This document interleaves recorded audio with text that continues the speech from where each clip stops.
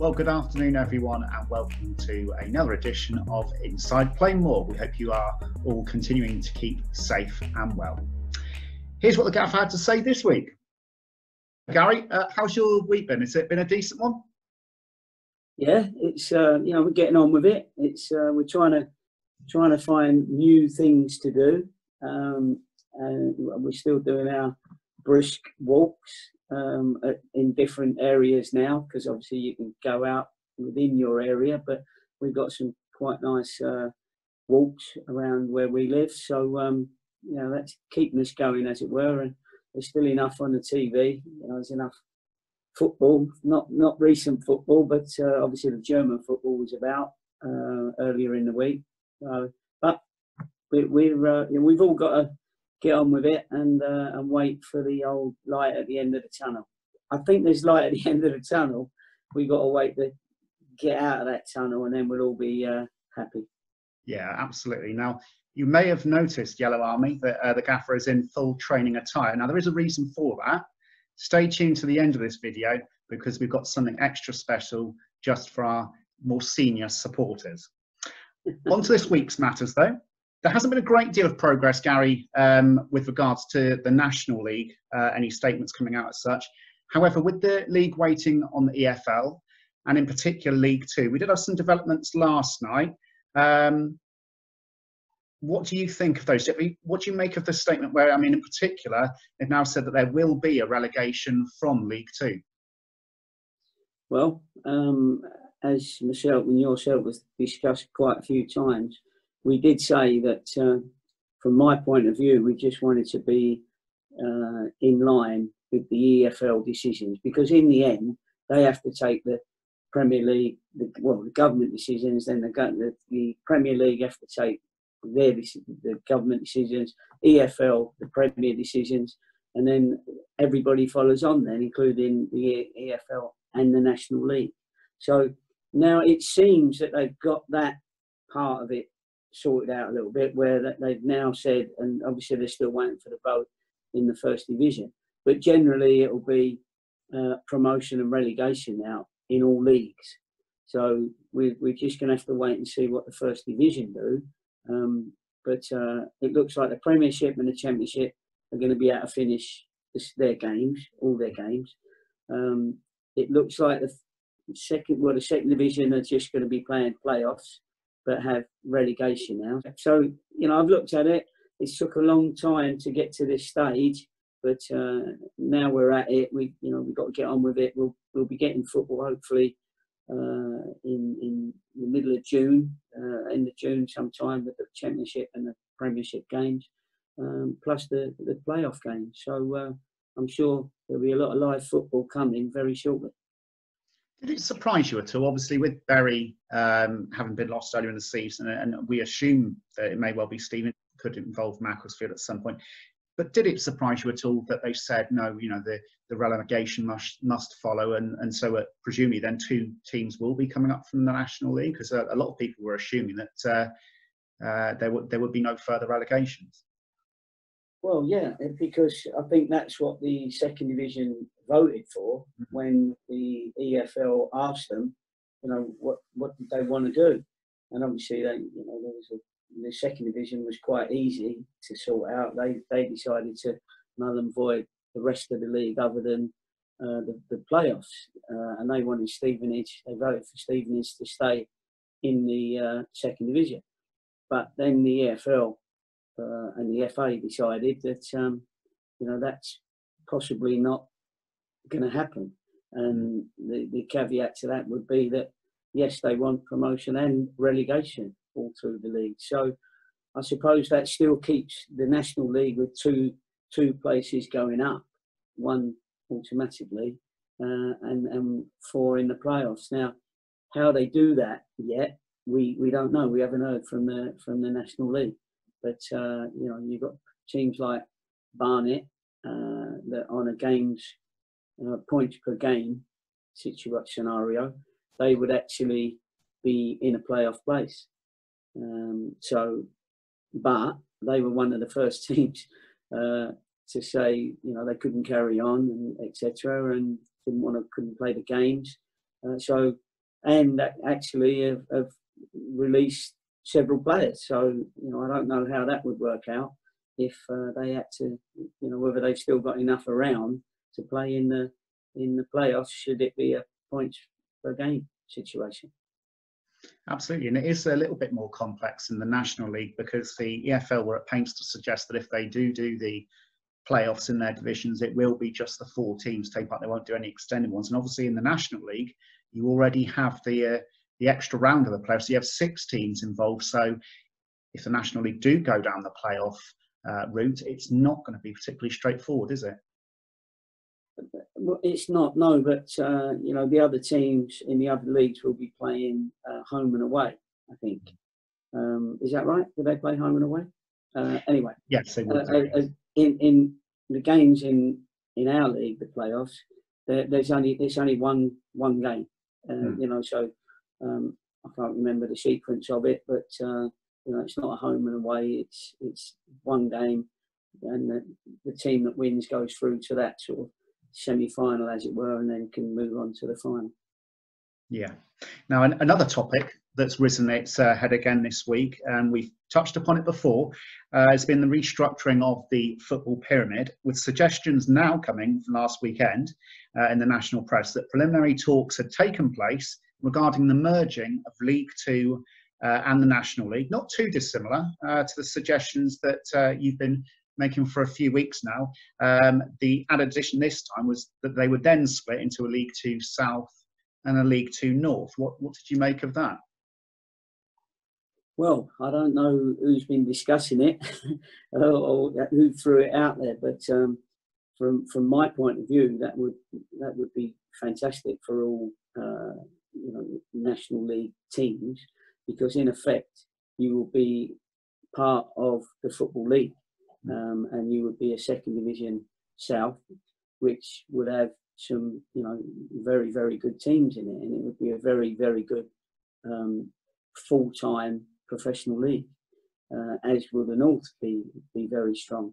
Because originally when it was muted, I thought it was muted that it would be the National Conference, the National Conference, and the North and South teams amalgamating of the conference. And I wasn't really interested in that. But if they're going to make a Division 2 of all the professional teams, that would be great for us. But I don't know whether that would whether that actually would happen. But it certainly would give us a lot of super derbies, Exeter, Plymouth, if they did, or Plymouth are going up. But it gives you a chance to play the Football League teams as a Football League club, and in that way, do you reckon I'd get me bonus for promotion in that case? If I don't think I'm going to be drawn on those on that debate. I think that's one directed elsewhere, Gary. I don't think so. But I'm sure the supporters would enjoy that as well. But some of the teams that see themselves as sort of like first division teams, or are unlucky not to make get through the playoffs, or were high up in the league, they might see going to National League teams as a little bit of a demotion for them. However, they probably don't know how professional these teams are in the National League. So I think that would be a great idea, and it would have almost promoted everybody. It would be promoting everybody that was in the National League into the Football League. So really, that's what I've been saying all along. If it wasn't just between you and your missus that you had the discussions about the North and South, hopefully it was the officials of the Football Leagues. Yeah, it certainly has some merits there. Also, when you bear in mind that there's been a lot of discussions from lower down the non-league pyramid of seasons being curtailed and people losing out on promotion and all of that. Well, obviously, this would move everybody a step closer to the Football League. So we'll see how that goes. But I mean, like you said, is it realistic to think that both the Football League and the National League will be working together to make this happen? I think, like everything, it will take a movement of people, i.e., the clubs, to vote and say that if everybody felt that was a good move and helped for finances because it's regional. I mean, to be honest with you, as far as we would be concerned at Torquay, we probably just got as much travelling if we was in a League Two South than if we was in the National Conference anyway, because it's just as far to go to Dover for us as it is to go up to Barrow or something, you know. But so it's one of those. If people voted for it and it got a little bit of you know, like a little bit of support, and then everybody discussed it, that would be good. And I think a lot of people would enjoy that that scenario of a League Two North and a League Two South.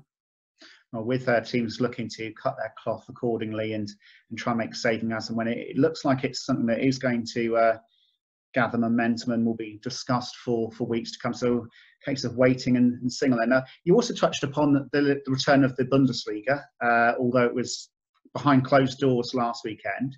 And also this week, we've also seen some English Premier League players returning to restricted forms of training here in the UK. Although we have to remain cautious, it is a source of hope for all of us, isn't it? Things starting to move in the right direction, and that hope you've been talking about in this very video the last few weeks. Yeah, that's right, and it certainly has, and it's not giving us any less hope, because it would be less hope if, for instance, the Bundesliga's games, you know, didn't come out as well as they did. Every day now, it seems to be getting nearer and nearer. Not normality, because that's going to take a little while, but at least things are changing for the better. You know, numbers are coming down, as in people with the virus and people that are dying. You know, which, you know, we're sorry for every death that's been out there, but it does seem to be moving on. Now, as long as we're clever and we're not silly and we do it carefully, then you know, I put this on this morning because suddenly you feel like you're not a million miles away now from the following season. Because if the Premier League play and the Championship play, and then you get the playoffs and everything goes off well, then you're not going to be far away from your normal schedule, had we, you know, for next season. And I was pleased that the EFL said that the National League would have to come in line with the Football League as far as starting on time, so that the team that's relegated would start at the same time as everybody else, and that's great for us. And, you know, we got to start, you know, making, not plans yet, but, you know, getting a bit more excited. So I stuck my training kit on today, and I've had it on since. But as you'll see in the video, I did do something in it earlier this morning. Yeah, absolutely. More of that a little bit later on. But you mentioned that you made you did watch a little bit of the football in Germany. What did you make of it? It was obviously behind closed doors. It's not neutral venues. They're still being played at the original venues, but with no fans obviously there.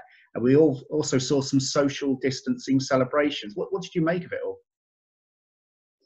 I think people did it quite well. You know, I thought it's very difficult on the spur of a moment when your mates just scored a really important goal in the German league, to not jump on him. You know, they actually thought about it. You know, and I'm sure it's a bit like not being able to cuddle your mum or your dad at the moment. You know, you see them and you sort of half go to cuddle them, and then they realise, whoa, no, stand back.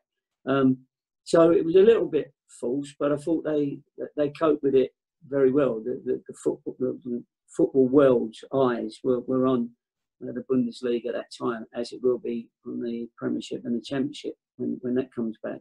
So I think they would have learned a lot from that. Whether we get teams over here that, you know, have supporters cardboard cutouts in the stands, or, you know, whether they have music through the tannoy and that, I'm not sure what the protocol on all that will be.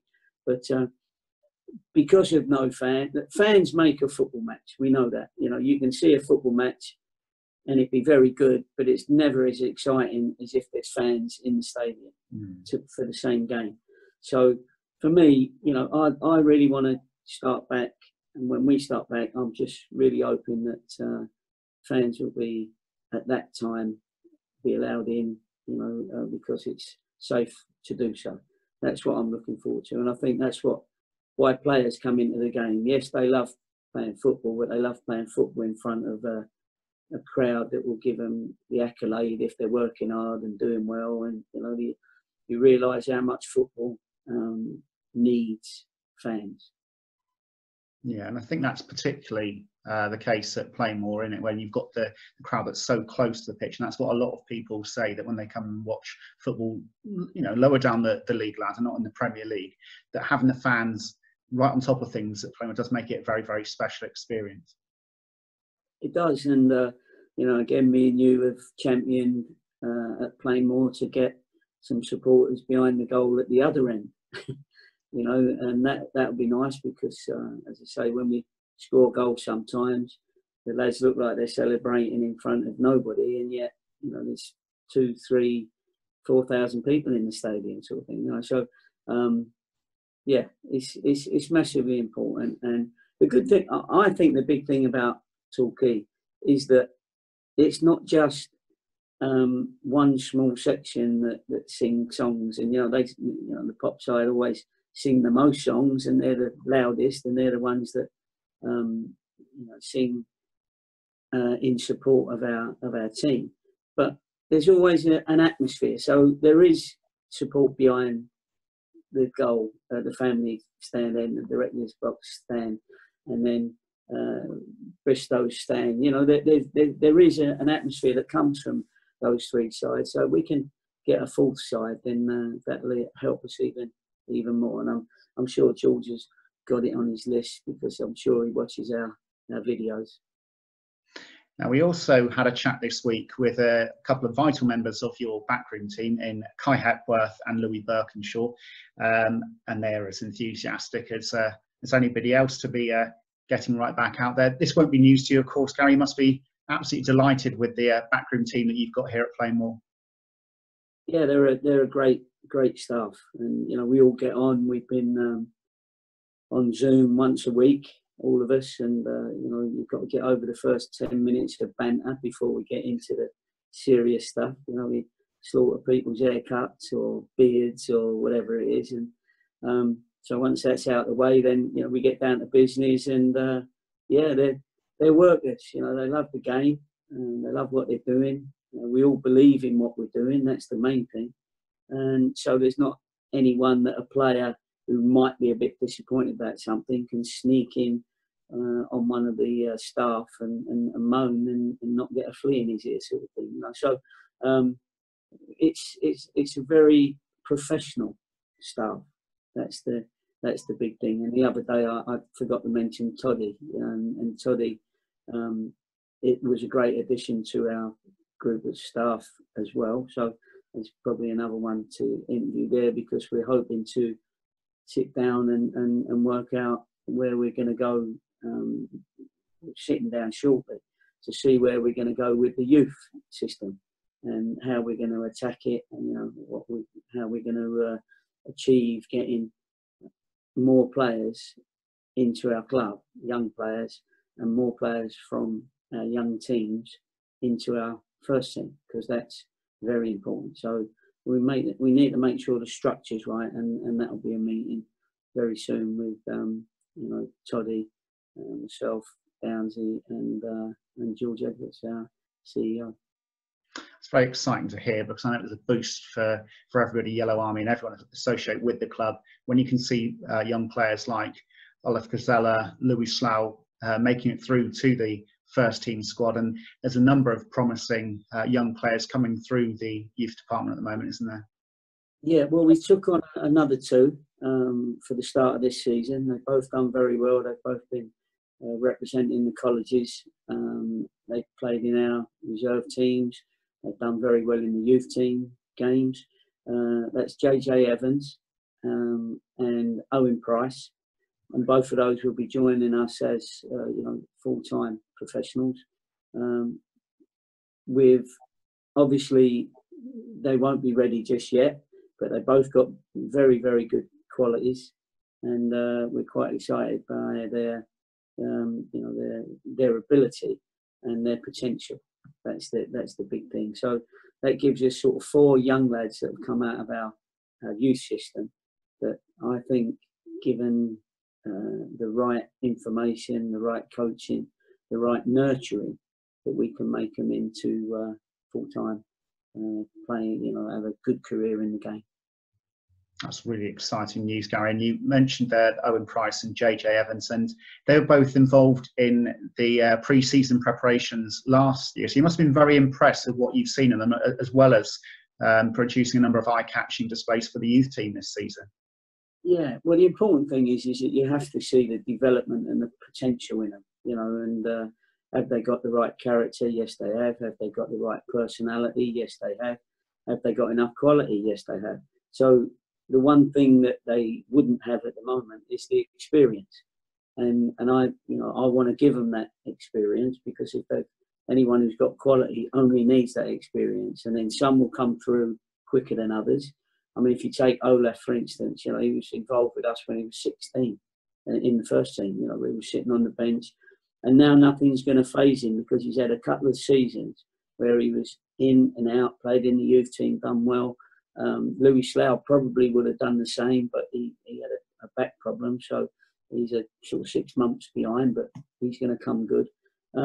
And it's just, you know, they will get the experiences of being involved with the first team, whether it be at hotels, you know, when we go away for games, I'll stick them on the bench every so often, you know, and I'm sure that will give them the experience that they need to perform and become first team players.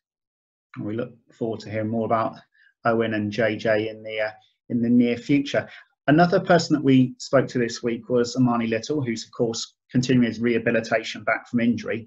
Now, although the Yellow Army didn't see as much as they would have liked of Armani last season due to injury, he still produced a few magical moments. I mean, you know, he produced that fantastic free kick in his first game at Plainmoor against Plymouth in pre-season, followed that with another wonderful strike up at Barnet. How big a player could Armani be for the club next season?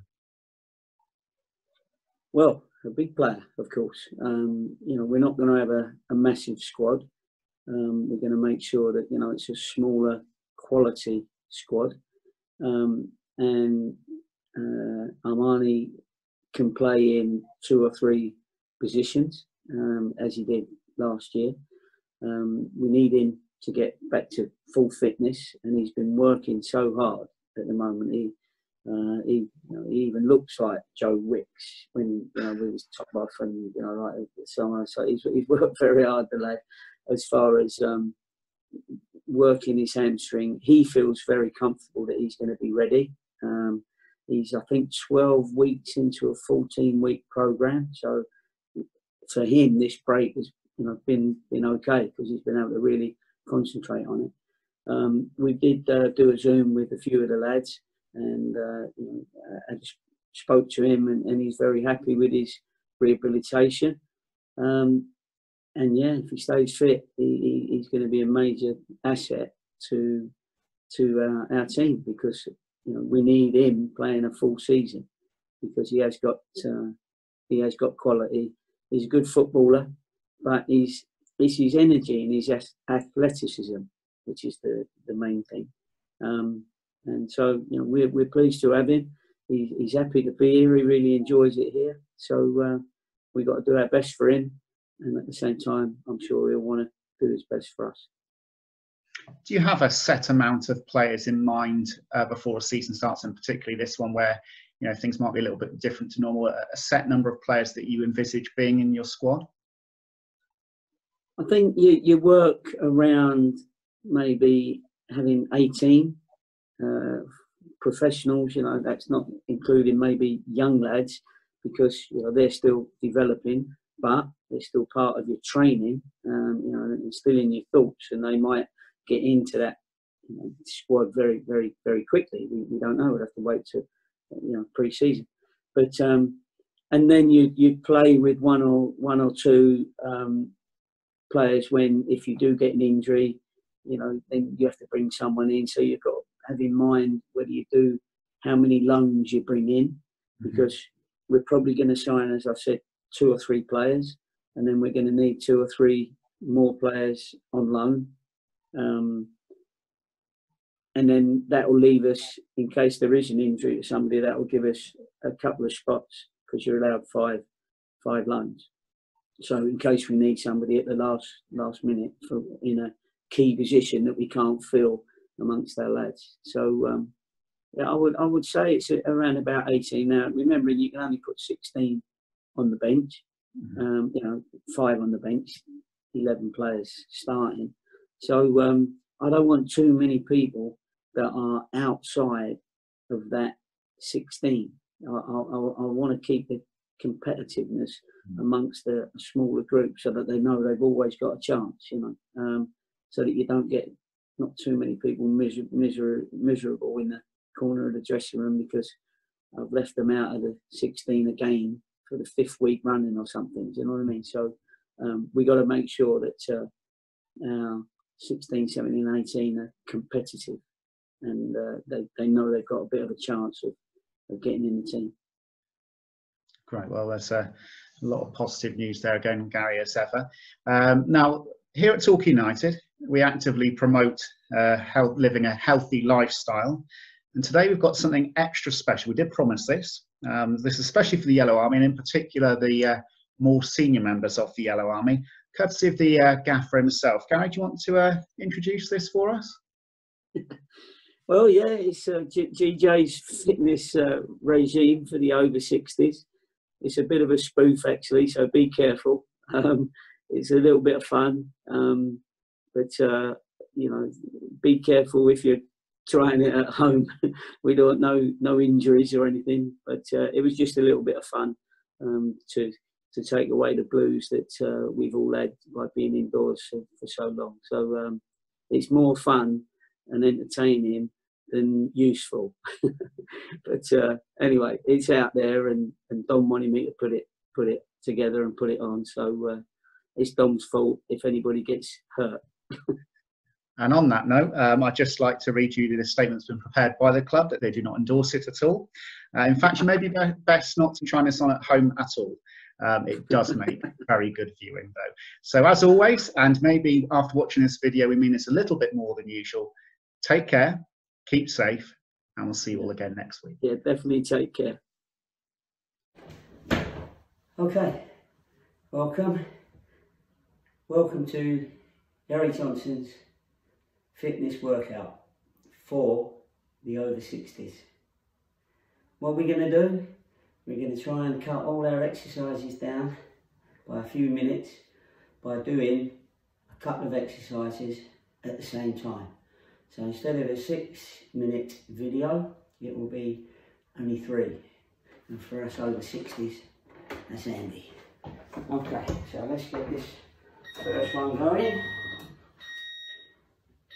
Here we go. We get that up to over 60 speed. Lovely. First of all, we're going to get a little warm up. Over 60s warm up. Only needs to be 10 seconds for us over 60s. Don't want to waste any energy. That ball is there for a reason. And what we're going to do, we're going to be over 60s running with the ball. Gives you great control. We never lose the ball. Nice little touches. Get closer if you want lots of touches. Beautiful.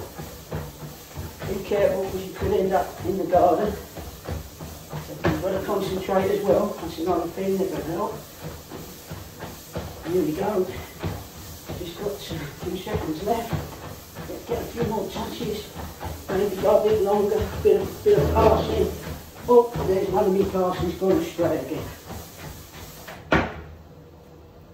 Exercise 1. Practice for the over 60s. Cycling while improving your heading. Here we go.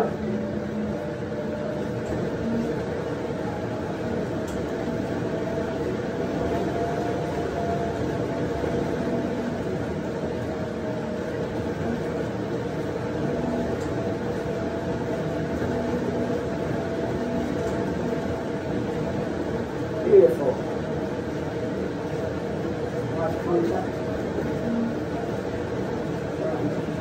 Give me your forehead. Lovely. Or you've got to flick it on with the side of your forehead. If you're really strapped for time, then you've got 3 exercises in one. One for the arms, one for the legs, the little header. Arms, legs, header. Arms, legs, header. Your legs down at the same time, everyone.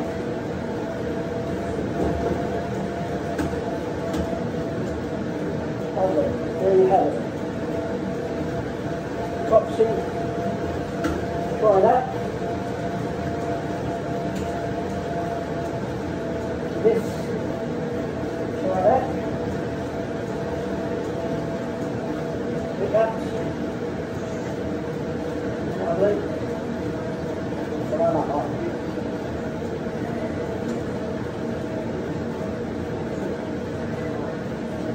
There you have it. 3-minute workout for the over 60s. Thank you. Now when you're finished on the exercise bike and on the treadmill, the important thing is water. And as you know, water, what's it most important for? Some might say hydration. I say, yes, that's part of it. But if you want to impress your partner, you put the water on your head. You've only done 3 minutes, probably not sweated up at all. You give yourself a nice little bit of sweatiness, you stick a bit on your chest. And then when your missus sees you, she thinks you've worked really hard. And she'll be really, really, really impressed. Thanks for watching. See you soon.